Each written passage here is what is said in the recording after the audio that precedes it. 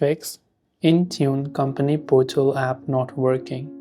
If the Intune Company Portal app isn't working for you, there might be a couple of ways to fix this.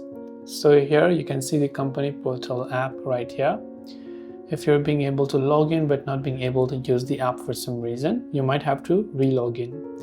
Now, first of all, if you're using Android, you can simply open up your settings.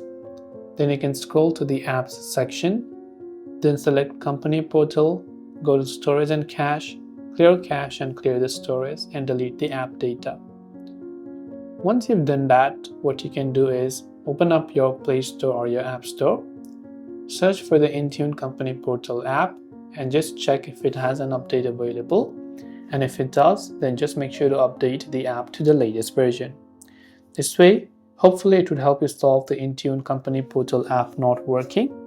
I hope this video helped you out. If you have got any further questions, feel free to also leave them down below. Thanks for watching till the very end of this tutorial and see you soon in the next video.